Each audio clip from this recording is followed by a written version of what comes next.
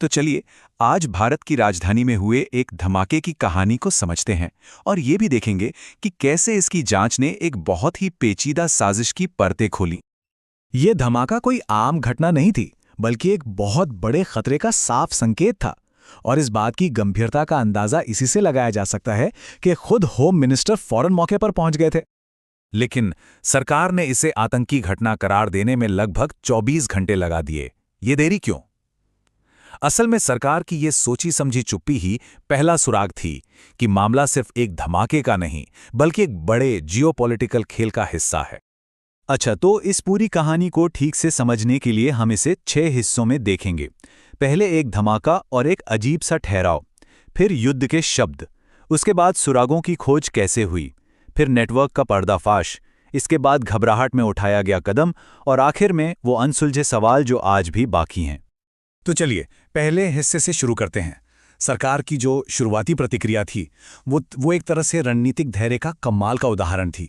इसे फौरन आतंकी घटना नहीं कहा गया, बल्कि बहुत सोच समझकर, काफी विचार के बाद ये कदम उठाया गया। देखिए, भारत का अप्रोच बहुत साफ था। पहले जांच होगी, सबूत इकट्ठे होंगे और उसके बाद ही किसी पर इल्जाम लगाया जाएगा। ये रणनीति किसी भी इंटरनेशनल बयानबाजी से पहले एक मजबूत केस बनाने की थी, और शायद ये पिछले कुछ अनुभवों से सीखा गया एक बहुत जरूरी सबक था। अब आते हैं दूसरे हिस्से पर, युद्ध के शब्द। डिप्लोमेसी में और ऐसे नाजुक मौकों पर शब्दों का चुनाव बहुत ज्यादा मायने रखता है, क्योंकि हर शब्द का एक अलग वजन होता है और उसकी प्रतिक्रिया भी अलग होती है। इसको ऐसे समझिए, जब धमाका कहा जाता है तो हो सकता है ये कोई हादसा हो, जिम्मेदारी अंदरूनी हो सकती है। लेकिन जब इसे आतंकी हमला कहा जाता है तो मतलब साफ है कि ये जानबूझकर किया गया है और जिम्मेदारी बाहरी है। और फिर आता है तीसरा लेवल, युद्ध की कार्रवाई, यानी एक देश का दूसरे पर हमला। धमाके से आतंकी हमले तक जाना ही एक बड़ा कदम था, लेकिन युद्ध की कार्रवाई की संभावना ने तो पड़ोसी देशों को भी चिंता में डाल दिया था। और इस चिंता की एक बड़ी वजह थी, भारत की पहले से घोषित एक पॉलिसी थी, ऑपरेशन सिंदूर 2.0। इसके मुताबिक भारत पर भविष्य में होने वाले किसी भी आतंकी हमले को युद्ध की कार्रवाई माना जाएगा। मतलब जैसे ही यह साबित होता कि आतंकवाद है, देश अपने आप एक तरह से युद्ध के लिए तैयार हो जाता। तो अब सवाल ये उठता है कि जांचकर्ताओं ने इस पूरी साजिश की गुत्थी सुलझाई कैसे? और ये बहुत दिलचस्प है। इसकी शुरुआत धमाके वाली जगह से नहीं हुई, बल्कि एक मामूली से कागज के पोस्टर से हुई। कहानी कुछ यूं आगे बढ़ी। 17 अक्टूबर को श्रीनगर में आतंकी संगठन जैश-ए-मोहम्मद का एक धमकी भरा पोस्टर मिलता है। इस पोस्टर की जांच करते करते एजेंसियां शोपिया के एक मौलवी इरफान अहमद तक पहुंच जाती हैं, और फिर उस मौलवी से पूछताछ में एक बड़ा नाम सामने आता है, डॉक्टर आदिल अहमद, जो इस साजिश का एक अहम योजनाकार था। सोचिए, एक पोस्टर ने सीधे साजिश के केंद्र तक पहुंचा दिया। और जैसे जैसे जांच आगे बढ़ी, आतंकवाद का एक ऐसा चेहरा सामने आया जो बहुत ही चौंकाने वाला था। ये कोई आम आतंकी नहीं थे, बल्कि पढ़े लिखे व्हाइट कॉलर प्रोफेशनल्स का एक पूरा नेटवर्क था। इस नेटवर्क में कौन कौन थे, जरा देखिए। डॉक्टर आदिल अहमद, जो एक डॉक्टर था और पोस्टर लिखने से लेकर प्लानिंग तक में शामिल था। डॉक्टर मुजम्मिल अहमद, ये भी डॉक्टर, एक और main planner. Doctor Shaheen Shahid, एक पूर्व मेडिकल प्रोफेसर जो भर्ती और लॉजिस्टिक्स का काम देखती थीं। और डॉक्टर उमर, एक असिस्टेंट प्रोफेसर जो आखिर में बॉम्बर बना। सबसे हैरान करने वाली बात यही थी कि ये समाज के सम्मानित डॉक्टर और प्रोफेसर थे जो अपने ओहदे को एक ढाल की तरह इस्तेमाल कर रहे थे। अब देखिए कि कैसे एक एक करके ये सब पकड़े गए। 17 अक्टूबर को पोस्टर मिला, जांच शुरू हुई। 30 अक्टूबर को फरीदाबाद से डॉक्टर मुजम्मिल गिरफ्तार हुआ। 5 नवंबर को सहारनपुर से डॉक्टर आदिल पकड़ा गया। 8 नवंबर को यूनिवर्सिटी में बने इनके बेस कैंप पर छापा पड़ा और 10 नवंबर को डॉक्टर शाहीन की गिरफ्तारी हुई, और उसी दिन डॉक्टर उमर ने बम धमाका कर दिया। ये टाइमलाइन साफ दिखाती है कि सुरक्षा एजेंसियां कितनी तेजी से इन तक पहुंच रही थीं और सेल के बचे हुए लोगों पर दबाव बढ़ता जा रहा था। इनमें से डॉक्टर शाहीन शाहिद, जो मास्टरमाइंड थी, उसकी गिरफ्तारी सबसे बड़ा मोड़ थी।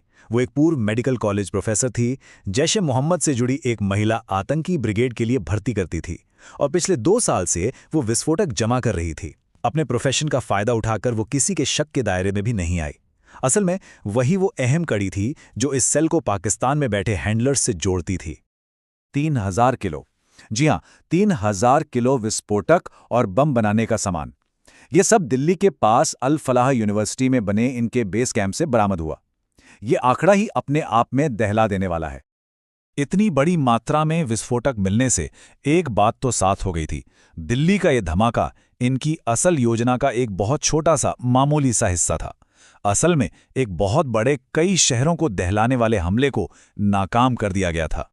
तो सवाल ये है कि अगर इतनी बड़ी साजिश नाकाम हो रही थी तो फिर ये धमाका हुआ ही क्यों?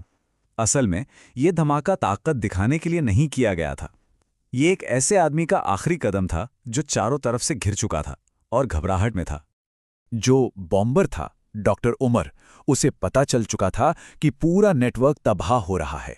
जब उसे अपने मेन साथियों मुजम्मिल और शाहीन की गिरफ्तारी की खबर मिली तो वो समझ गया कि अब अगला नंबर उसी का है।